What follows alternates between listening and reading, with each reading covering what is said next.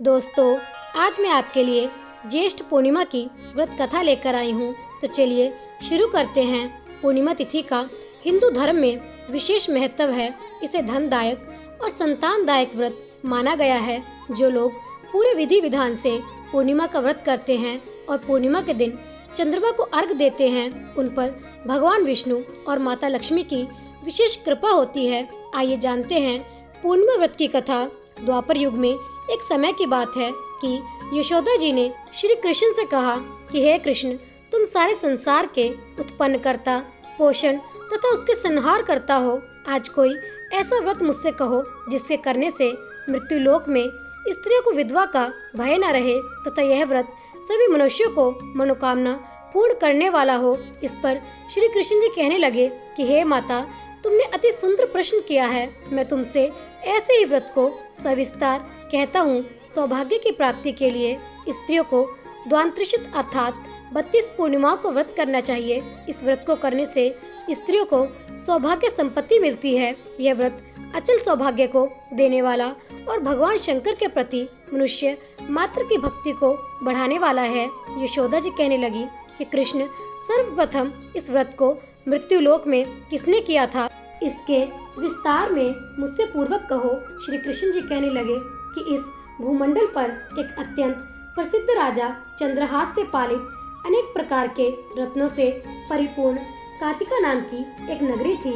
वहाँ धनेश्वर नाम का एक ब्राह्मण रहता था और उसकी स्त्री अति सुशील व रूपवती थी। दोनों ही उस नगरी में बड़े प्रेम के साथ रहते थे। घर में धन धान्य आदि की कोई कमी नहीं थी। उनको एक बड़ा दुख था, उनके कोई संतान नहीं थी, जिस वजह से वे बहुत दुखी रहते थे। एक दिन एक बड़ा तपस्वी योगी उस नगरी में आया। वह योगी बाकी सभी घरों से भिक्षा मांगकर भोजन किया करता था, लेकिन उस ब्राह्मण के घर से भिक्षा नहीं मांगा करता था। एक दिन योगी गंगा किनारे भिक्षा मांगकर प्रेम पूर्वक खा रहा था कि धनेश्वर ने यह सब कार्य किसी प्रकार से देख लिया।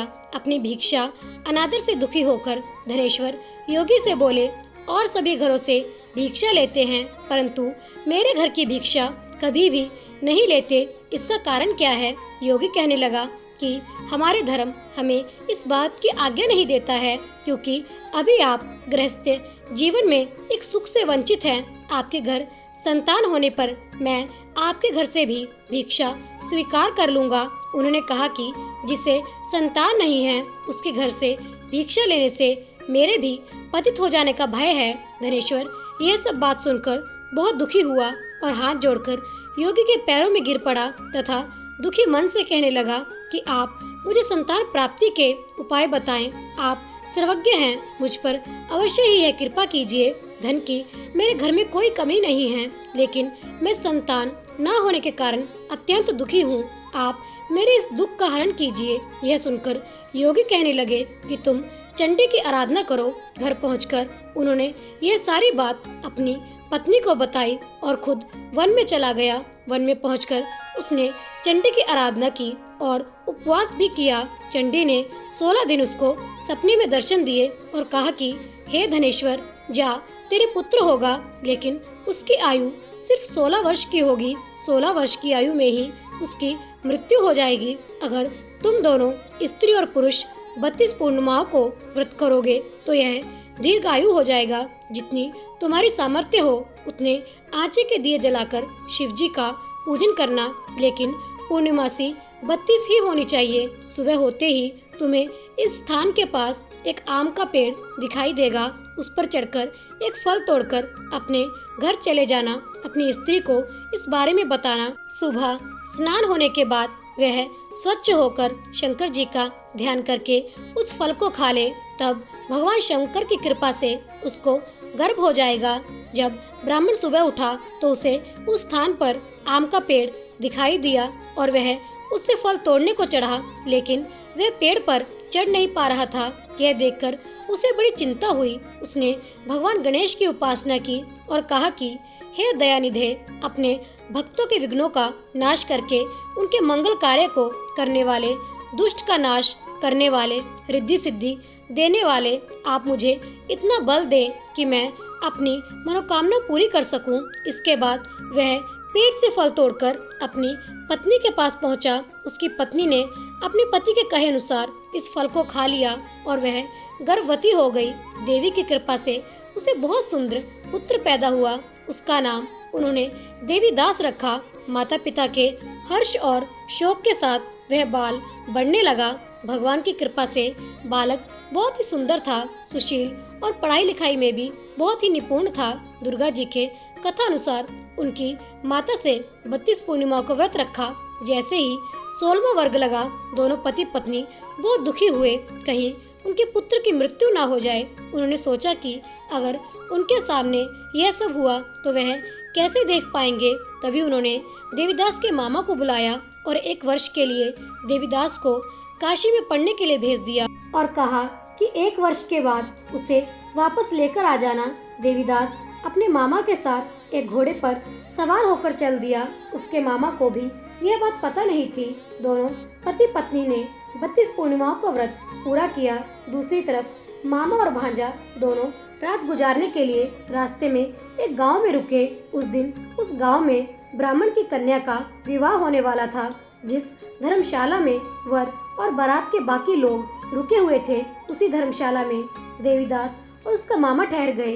उधर कन्या को तेल आदि चढ़ने के बाद जब लगन का समय आया तो वर की तबीयत खराब हो गई। वर के पिता ने अपने परिवार वालों से विचार विमर्श करके कहा कि यह देवीदास मेरे पुत्र जैसा ही है, मैं इसके साथ लगन करा दूं और बाद में बाकी सारे काम मेरे बेटे के साथ पूरे हो जाएंगे। ऐसे कहने के बाद वर के पिता देवीदास को मांगने के लिए उसके मामा के पास गए और उन्हें सारी बात बताई। मामा ने कहा कि कन्यादान में जो कुछ भी मिलेगा वो हमें दे दिया जाए। वर के पिता ने बात स्वीकार कर ली।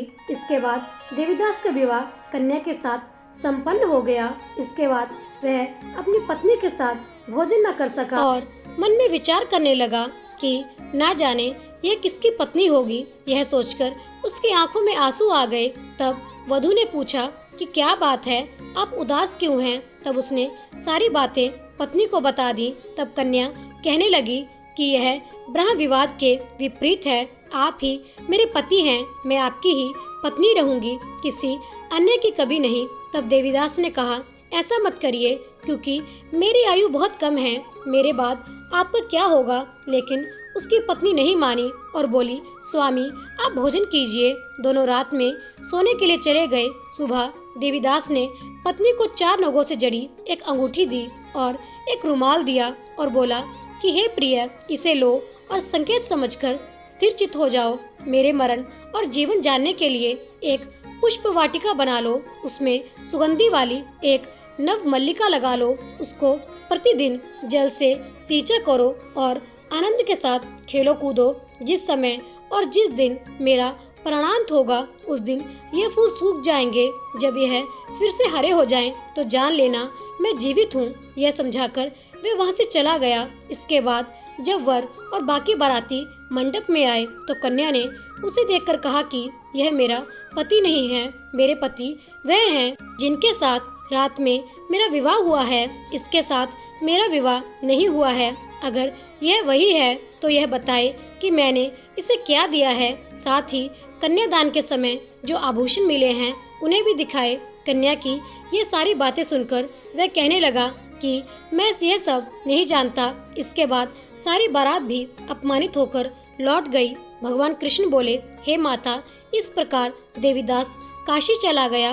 कुछ समय बीत गया तो एक सर्प उसको डसने के लिए वहां आया, लेकिन वह उसको काट नहीं पाया क्योंकि उसकी माता ने पहले ही 32 पूर्णिमाओं का व्रत कर लिया था। इसके बाद खुद काल वहां पहुंचा भगवान की कृपा से।